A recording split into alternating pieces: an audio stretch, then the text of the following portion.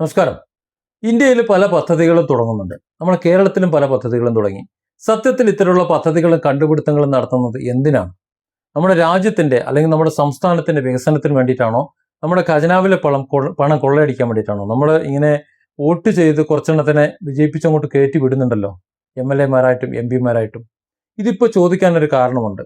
2018 ബംഗാളിൽ എണ്ണയുണ്ട് എന്ന് കണ്ടെത്തി. 2026 ഇതുവരെ കുഴിച്ചു തുടങ്ങിയില്ല. ഏതാണ്ട് 90% എണ്ണ നമ്മൾ ഇറക്കുമതി ചെയ്യാണ്. വളരെ കുറച്ച് മാത്രമേ നമ്മളിവിടെ ഉണ്ടാക്കുന്നുള്ളൂ. പക്ഷേ ബംഗാളിനെ ഗൾഫാക്കും, അതായത് ഇറാനിലുള്ളതുപോലെ അല്ലെങ്കിൽ മറ്റുള്ളിടത്തുള്ളതുപോലെ വളരെ വലിയ തോതിൽ എണ്ണ ബംഗാളിൽ ഉണ്ട് എന്ന് 2018 കണ്ടെത്തിയെന്ന് ഏജൻസി പറയുന്നുണ്ട്. എന്നാൽ നാളിതുവരെ അത് കുഴിച്ചെടുക്കാൻ ശ്രമം തുടങ്ങിയിട്ടില്ല. എന്നാൽ 10-2000 കോടി രൂപ അവിടെ ചെലവഴിച്ചിട്ടുണ്ട്. ഈ 2000 കോടി എന്തിനു വേണ്ടി ചെലവഴിച്ചത്? എണ്ണ കുഴിച്ചെടുക്കാൻ അല്ലെങ്കിൽ ഇപ്പോൾ എന്തിനാ 2000 കോടി ചെലവഴിച്ചിട്ടും ഒരു തുള്ളി എണ്ണ അവിടെ നിന്ന് കുഴിച്ചെടുക്കാൻ സാധിച്ചിട്ടില്ല എന്നുണ്ടെങ്കിൽ എന്തിനാണ് ഈ പദ്ധതികൾ? അതിലേക്ക് നമുക്ക് വരാം. ഇനി കേരളത്തിൽ നമ്മൾ പിണറായി വിജയൻ സർക്കാർ ഇതിനു മുമ്പ് ഒരു പദ്ധതി നടപ്പിലാക്കാൻ ശ്രമിച്ചു. കേരയിൽ വരും കേട്ടോ, കേരയിൽ വരിക തന്നെ ചെയ്യും.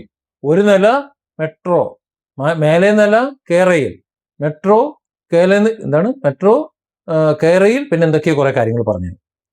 വല്ലതും നടന്നോ? ഇല്ല. എന്നാൽ കേരളിന് കുറ്റി എന്ന് പറഞ്ഞുകൊണ്ട് കേരളത്തിലെമ്പാടും കുറെ മഞ്ഞക്കുറ്റി കുഴിച്ചിട്ടു. ഇവിടെ നമ്മൾ മനസ്സിലാക്കേണ്ടത് ഈ മഞ്ഞക്കുറ്റി അങ്ങ് പൊട്ടിമുളച്ചുണ്ടായതൊന്നുമല്ല. ഈ മഞ്ഞക്കുറ്റിക്ക് കാശ് ചോള എണ്ണി കൊടുത്തിട്ടാണ് ഈ കുറ്റി വന്നത്. എത്ര കോടി രൂപ ആ കുറ്റിക്ക് കൊടുത്തിട്ടുണ്ടാവും എന്നറിയോ? ആ കുറ്റി അങ്ങനെ ഉണ്ടാക്കി പെയിന്റ് അടിച്ച് കൊണ്ടുവരുന്നതിന് എത്ര രൂപ കോഴയായി പിണറായി സഖാവിന്റെ അല്ലെങ്കിൽ ബന്ധപ്പെട്ട ഓഫീസർമാരുടെ അവരുടെ പോക്കറ്റിലേക്ക് പോയിട്ടുണ്ടെന്ന് ചിന്തിക്കണം. അവരെ സംബന്ധിച്ചിടത്തോളം കേരയിൽ പദ്ധതി ഇല്ലാതായി പോയാലും നടക്കാതെ പോയാലും ഒരു കുഴപ്പമില്ല. കാരണം കുറേയൊക്കെ കമ്മീഷൻ കിട്ടി. ആ പദ്ധതി വല്ലാണ്ട് നടക്കുമായിരുന്നുണ്ടെങ്കിൽ അത്രത്തോളം ഭീമമായിട്ടുള്ള തുക കിട്ടുമായിരുന്നു. പക്ഷേ ഇത് അത്ര ഒരു പദ്ധതി നടക്കാതെ വന്നപ്പോൾ കുറ്റിയുടെ പൈസ കിട്ടി. അതായത് കുറ്റി ഇനിയിപ്പോൾ VD സതീശൻ സർക്കാർ ഉഴുതു കളയുമായിരിക്കും. അതിനി അടുത്ത കരാറുണ്ടാക്കി ഇവരത് കമ്മീഷൻ ഉണ്ടാക്കുമെന്ന് എനിക്കറിയില്ല. അവരവരുടെ പറമ്പിൽ കിടക്കുന്ന കുറ്റി അവരവർ തന്നെ പിഴുത് കളഞ്ഞോളൂ, നിങ്ങളത് ആവശ്യത്തിന് ഉപയോഗിച്ചോളൂ എന്ന് പറഞ്ഞു കഴിഞ്ഞാൽ ആ ഫണ്ടം ഒഴിവാക്കാവുന്നതേ ഉള്ളൂ. അത്രേ ഉള്ളൂ. അല്ലാതെ ഈ കുറ്റിയെല്ലാം കൂടെ പിഴുത് എവിടെയെങ്കിലും കൊണ്ട് കൂട്ടിയിട്ടിട്ട് എന്ത് കാര്യമുള്ളത്? ഒരു കാര്യമില്ല. ഇപ്പൊ സ്വാഭാവികമായിട്ടും ആ കുറ്റി ഇനി വാല്യൂ ഇല്ലാത്തതാണ്, നിങ്ങൾ പിഴുത് കളഞ്ഞോളൂ എന്ന് പറയും. എന്തൊക്കെയായിരുന്നു കാണിച്ചിരുന്നത്? ഓരോരുത്തരുടെ വീട് പെര ചവിട്ടി പൊളിച്ചിട്ട് അവരുടെ ഹാളില്, പെരേന്റെ നടുക്ക് ഹാളിൽ കുറ്റി കുഴിച്ചിടുക. ഇവിടെയാണ് ഇതിന്റെ സ്ഥാനം, ഇവിടെ തന്നെയാണ് ഇടേണ്ടത് എന്ന് പറഞ്ഞിട്ട്.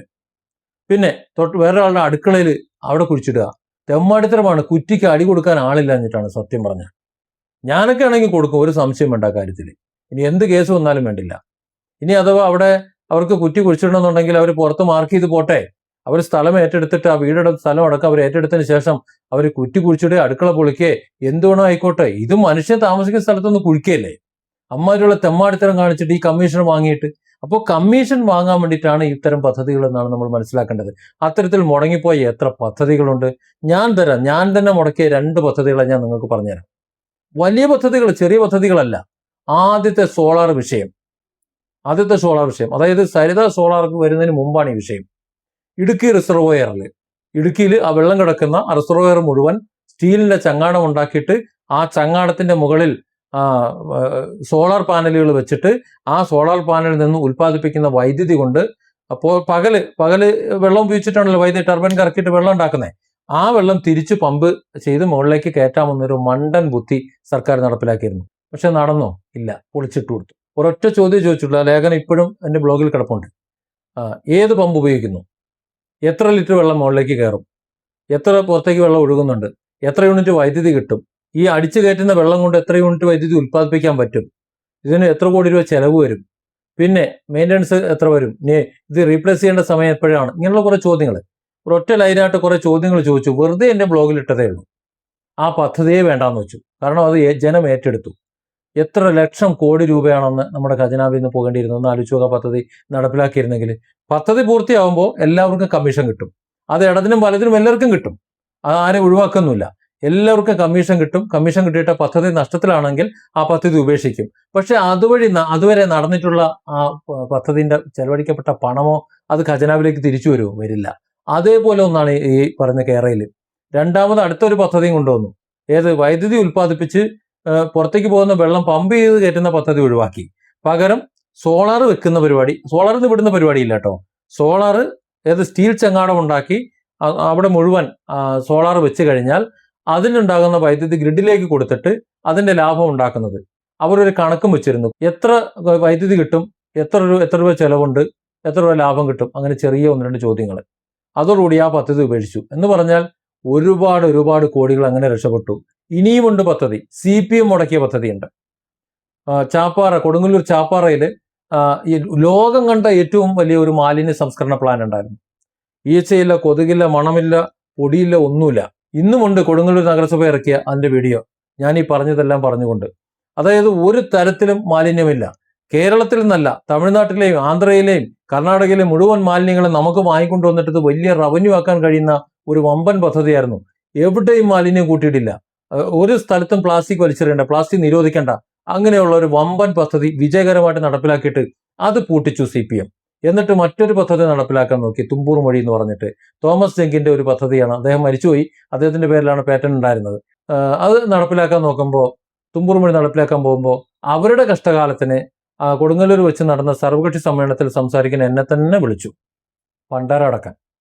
കാരണം ഞാൻ പോയി 10,000 രൂപയ്ക്ക് ഒരു ബിൻ ഉണ്ടാക്കാൻ എന്നുള്ള പദ്ധതി, 1 കോടി ബിന്നുണ്ടെന്നുണ്ടെങ്കിൽ 10,000 കോടി രൂപയുടെ പദ്ധതിയാണ് മൊത്തത്തിൽ വരുന്നത്.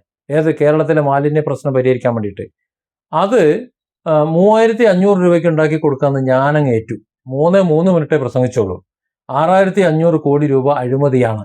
ഈ 3,500 രൂപേന്റെ പീസ് ഉണ്ടാക്കി കൊടുക്കുമ്പോൾ തന്നെ എനിക്ക് 1,000 രൂപ ഉണ്ട്. അതായത് 1 കോടി പീസ് ഉണ്ടാക്കണമെങ്കിൽ 1,000 കോടി എനിക്കുണ്ടാവും. അപ്പൊ അത് ഞാൻ അവിടെ പറഞ്ഞു, ഇത് അഴിമതിയാണെന്ന് പറഞ്ഞതോടെ ആ പദ്ധതി ഉപേക്ഷിച്ചു. അപ്പൊ ഇതാണ്, ആരെങ്കിലുമൊക്കെ ചോദിച്ചാൽ ഈ പദ്ധതി ഉപേക്ഷിക്കും.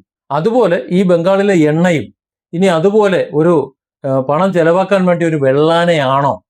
അതാണ് ഇപ്പോൾ എൻ്റെ സംശയം.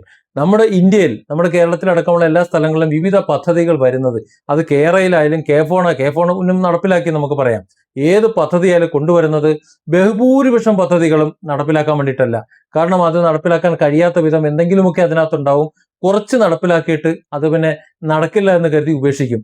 പക്ഷെ അതുവരെ ചെലവായ ആ പണം ഉണ്ടല്ലോ, ആ പണത്തിന് യാതൊരു കൈയും കണക്കുണ്ടാവില്ല, കമ്മീഷൻ ചെലവാക്കിയതിന് കണക്കുണ്ടാവില്ല. ഇതാണ് നമ്മുടെ ഖജനാവിൽ പണം നഷ്ടപ്പെടുന്നതിന്റെ ഏറ്റവും പ്രധാനപ്പെട്ട കാരണം. ഒരു പദ്ധതി വന്നാൽ ആ പദ്ധതിയെക്കുറിച്ച് ആദ്യം പഠിക്കണം. മുഴുവൻ പഠിച്ചിട്ട് എത്ര രൂപ മൊത്തം എസ്റ്റിമേറ്റ് വരും എന്ന് ചിന്തിച്ച് അതിന് പരിസ്ഥിതി പ്രശ്നങ്ങൾ എന്തെങ്കിലും ഉണ്ടോ, എന്തെങ്കിലും തടസ്സങ്ങളുണ്ടോ, അതൊക്കെ ആദ്യം നീക്കണം. മുഴുവൻ കാര്യങ്ങളും സെറ്റാക്കിയതിന് ശേഷം മാത്രമേ അതിൽ പണം ഇൻവെസ്റ്റ് ചെയ്യാൻ പാടുള്ളൂ. അങ്ങനെ പണം ഇൻവെസ്റ്റ് ചെയ്താലേ പദ്ധതി നടക്കുള്ളൂ. ഇത് കാള പറ്റുമെന്ന് നിൽക്കുമ്പോൾ കയറെടുക്കുന്ന സിസ്റ്റമാണ്. അത് ബംഗാളിലെ എണ്ണയായാലും കേരളത്തിലെ കേരളയിലായാലും. Different angles. Don't forget to subscribe and support this channel.